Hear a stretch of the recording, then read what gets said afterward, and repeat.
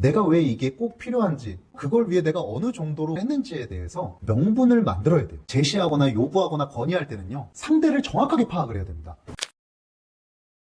안녕하세요, 트레이너 코사입니다. 직전 영상에서 직원분들과 소통하기 어려워하는 대표님들이 하시면 좋을 팁을 올렸는데요. 오늘은 반대로 센터 혹은 센터 대표와의 소통이 어려운 트레이너 선생님들을 위한 정보를 담아보려 합니다. 보통은 요구사항들이나 건의사항들을 얘기를 하면 묵살당하거나 수용되지 않는 경험을 많이 하시다 보니까 센터 혹은 센터 대표분들과의 마찰이 있기도 하는데요. 자, 한번 시작해 볼게요. 딱 두 가지로 나눠볼 거예요. 제 경험상 제가 많이 이득을 봤던 부분에 대해서 말씀드리면, 제가 직원 시절일 때 맹목적으로 요구를 하거나 건의를 할 땐 사실 많은 대표님들이 납득하시진 않았던 것 같아요. 좋게 알았다 하고 지나갈 수 있을지언정 수용이 된다거나 좋은 방향으로 흐르지는 않았던 것 같은데요. 어느 순간 센터와 대표님들한테 요구를 할 수 있던 상황들이 찾아오게 됐어요. 그때 변화가 무엇이냐고 물어보면 저는 이 두 가지를 말할 수가 있는데, 그 중에 첫 번째는 요구를 하고 요청을 하고 건의를 할 때는요, 내가 왜 이게 꼭 필요한지, 그걸 위해 내가 어느 정도로 무엇을 했는지에 대해서 명분을 만들어야 돼요.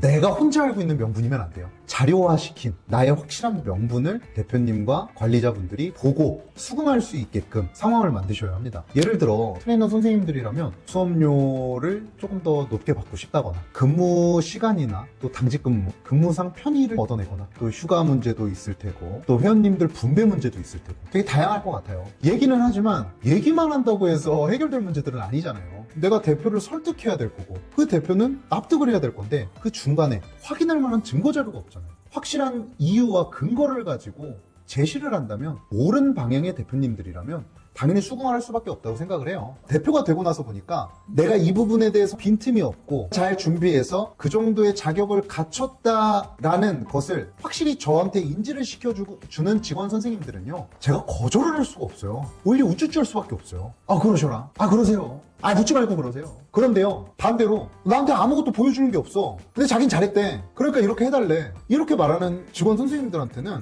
할 말이 없어요. 어이가 없어요, 일단. 그러면 그때부터는 이제 막장으로 가는 겁니다. 원만하게 해결을 해야 돼요. 서로가 납득할 수 있을 만한 자료를 만들어야 됩니다. 대표님들이 주저하고 납득을 못하는 이유는요, 그 과정이 생략됐기 때문이에요. 열심히 하는 건 알겠죠. 선생님이 특별하다는 이유를 보여줘야 돼요. 어떤 대표님들이 거절할까요? 그거 거절하는 대표님이 있는 센터에서 근무하시는 선생님이라면 내일 퇴사하세요. 그게 빠른 것 같습니다. 예를 하나 마지막으로 붙여드릴게요. 선생님이 저한테 직접 요청한 건 아닌데, 저희 팀장님이 계세요. 아침부터 밤까지 수업을 해요.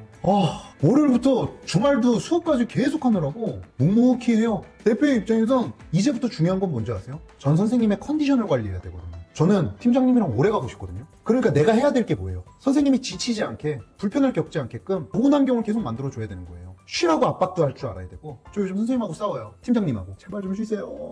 토요일 나오지 마세요. 그냥 평일 하루는 그냥 비우시면 안 돼요? 안 된대, 자기는. 회원님들 스케줄이 꼬인대, 그러면. 한두 달 일하고 말 거 아니지 않느냐. 멀리 보자, 우리. 나머지 내가 커버해주겠다. 얼마나 건강한 대화예요? 이렇게 팀장님이 액션을 취해주고, 저도 그 팀장님에 대한 감사함이 유지된다면 팀장님의 근무 조건은 좋아질 수밖에 없을 거라고 생각해요. 왜냐? 나는 팀장님과 오래 일하고 싶으니까. 명분을 확실하게 갖고 묵묵히 하되 요청할 건 제시하세요. 올바른 대표님들이라면 수용하지 않고는 못 베길 겁니다. 두 번째, 이거 중요한 내용입니다. 제가 많이 써먹은 내용이에요. 상대를 알아야 돼요. 제시하거나 요구하거나 건의할 때는요, 상대를 정확하게 파악을 해야 됩니다.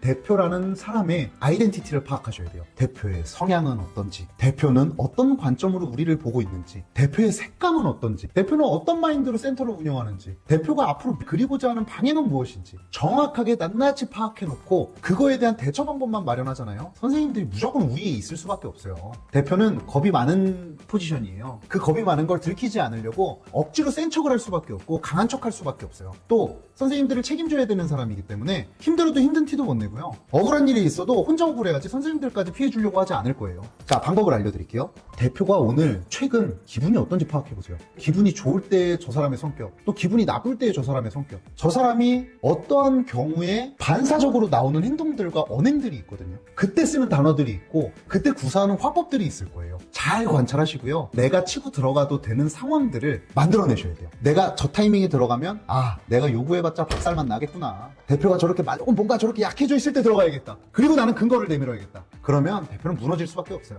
단 합리적이어야겠죠. 선생님들이 요구하는 것들이 명확하고 선명해야 되고 납득할 수 있을 만한 이유여야 될 거예요. 제 경험에 대해서 한번 얘기를 해볼게요. 제가 예전에 나이가 어리다고 당직을 나만 쓰는 거야. 다들 로테이션을 한두 번 정도만 쓰는데 나는 항상 두세 번인 거예요. 이건 약간 형평성에 어긋나잖아요. 막내 시절 나이가 어렸을 때는요, 지금처럼 목소리를 크게 낼 수 있던 때는 아니에요. 그래도 저는 용기를 내봤습니다. 가슴이 시키는 대로 가서 말씀을 드렸어요. 근데 대표님 되게 좋은 분이셨거든요. 근데 대표님이 그냥 뭔가 안 좋은 일이 있으셨나 봐. 그냥 말 꺼내자마자 박살났습니다. 그냥 산산조각이 나버렸어요. 그래서 저는 시무룩한 게 아니죠. 삐졌어요. 그 삐진 상태로 몇 날 며칠을 보냈죠. 그래도 이거 아닌 것 같은 거예요. 왜냐면 나도 교육도 듣고 싶고 주말이라는 시간에 자기 개발할 시간이 필요했거든요. 근데 어떤 때 다시 말해보자 하고 회의하는 자리에서 얘기를 했어요. 근데 그달 매출이 엄청 좋았던 거야. 대표님이 기분이 너무 좋아. 제가 조심스럽게 얘기를 꺼내봤어요. 어라? 내가 말한 내용은 똑같은 건데 결과는 다르더라고요. 진짜 몇 달 동안 당직 독박을 쓰면서 한 걸 알고 계시더라고요. 대표님이 모르시지 않더라고요. 저한테 그러셨어요. 그래, 몇 달 동안 고생했으니 이제부터는 형평성에 맞게끔 누군가 세 번을 써야 된다면 매달 돌아가면서 하자. 이렇게 되게 좋게 그림이 흘러갔어요. 저는 그때 깨달았어요. 내가 말하는 타이밍도 중요한 거구나. 그리고 대표님의 성향을 봐야 되겠구나. 대표님이 이럴 땐 수용을 해주시는 분이구나. 근데 안 좋으실 땐 내 얘기를 못 들으시는구나. 이런 것들이 파악되니까요. 그 다음부터 제가 직장을 옮길 때마다 대표님들이 있으실 거 아니에요. 딱 들어가면 대표님만 째려봐. 계속 봐. 그리고 대표님이 뭐 하나 봐. 그리고 기분 나쁠 때 어떻게 하는지 봐. 또 기분 좋을 때는 어떤지 봐. 내가 들어갈 타이밍을 재는 거예요. 이러니까 너무 저한테 좋은 흐름으로 갈 수밖에 없더라고요. 눈치가 빠르면 돼요, 이거는. 눈치가 없으면요, 계속 관찰하세요. 관찰하면 적어도 내가 들어가도 되는 타이밍은 보이실 겁니다. 이런데도 불구하고 선생님들의 의견을 무시하고 수용을 하지 않는다? 회사하세요. 좋은 센터 많습니다. 선생님들을 이끌어주고 따라갈 수 있고 선생님들도 그렇게 되고 싶다라고 마음을 들게 할 수 있는 롤모델 같은 대표님들은 정말 많아요. 오늘 이렇게 트레이너 선생님들의 입장에서 대표들을 설득하고 어떻게 보면 압박하는 방법에 대해서 얘기해봤는데 저는 확실히 도움을 얻었던 방법이거든요. 좋은 방법 중에 하나라고 생각해 보시고 한번 시도해 보십시오. 좀 더 나은 트레이너 생활이 되지 않을까 생각하며 저는 이만 물러가 보도록 하겠습니다.